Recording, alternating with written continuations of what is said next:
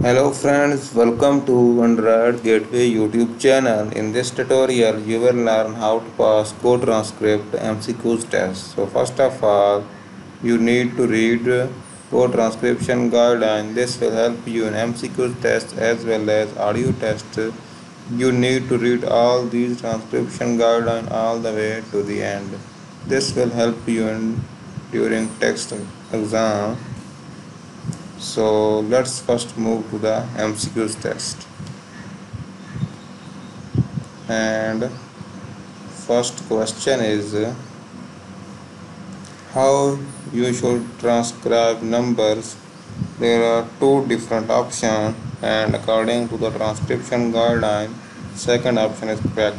If you have any doubt, you simply check in transcription guideline page.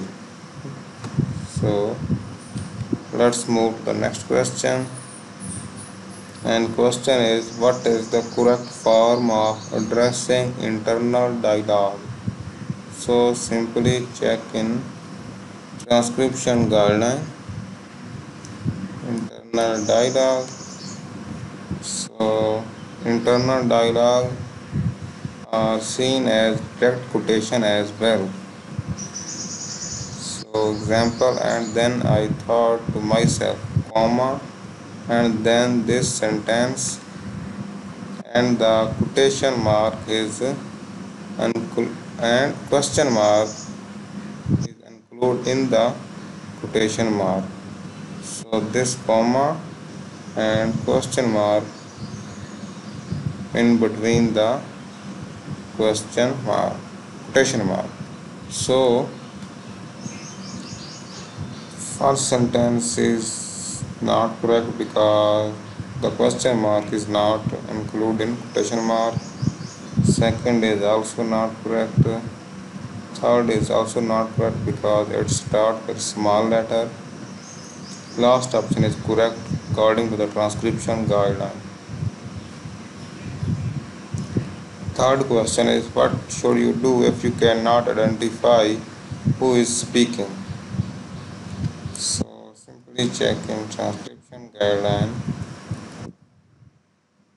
If you cannot identify who exactly is speaking, add a question mark before the speaker label. For example, question mark speaker 2, an interview 3, and so on. So according to the transcription guideline, second option is correct. Use speaker label but with the question mark before. Fourth question is double quotation mark are used. So simply check in transcription guideline. Quotation mark are used whenever there is a direct quotation, and internal dialogue is also seen as direct quotation as well. So according to the transcription guideline for internal dialogues, whenever there is a direct quotation, A and C are both options correct. And what is the proper format of a speaker label? So speaker label, speaker label, always use speaker label even there is only one speaker. So speaker label is always in bold form. I think the rule is speaker.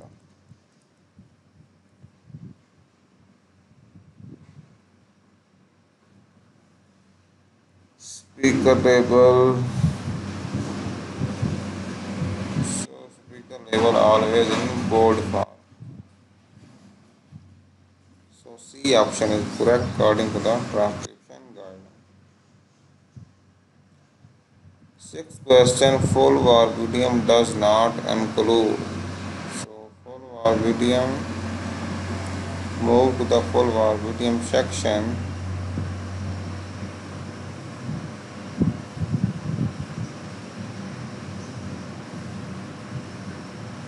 Plain verbatim, and this is the full verbatim section.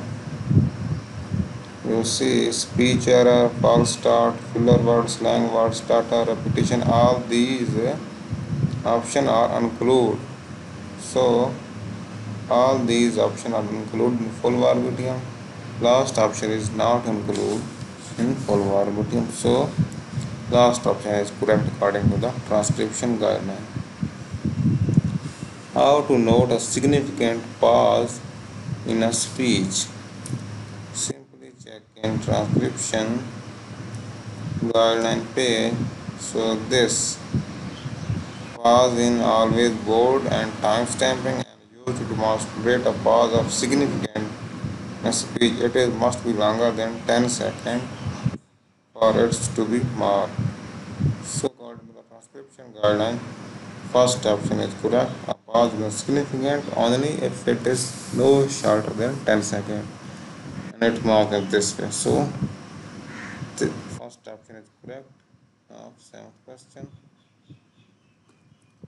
Which form is correct when showing affirmation full verbatim?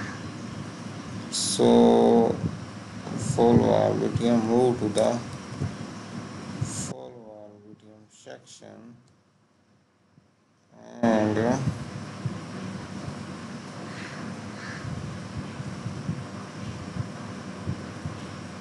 full verbatim, and in there affirmation, use only these affirmation, this and this. So A and C are correct option of its question. What is considered as a filler word in full verbatim?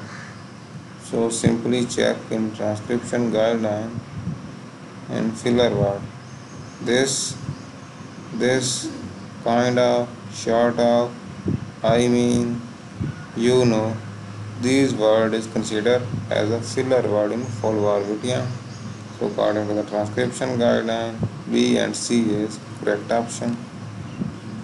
Last question is, what is the correct format of time stamping and change of speaker? So you simply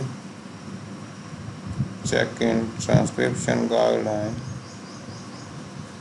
Time stamping format has to be bold form, and every time and change of speaker you simply check in clicking by this docs file or PDF file. So according to the transcription guideline, correct format change of speaker. So D option is correct according to the transcription guideline. After all, you need to click on confirm. After clicking on confirm, you move to the next page of code transcript audio test. So please check video description. There is a link for audio test. So I will provide you audio test. You need to apply all these guidelines into the audio test before submitting it. So this is the video for today. I hope this video is helpful for you, and please like this video and also do not forget to subscribe this YouTube channel. Thank you very much. See you soon.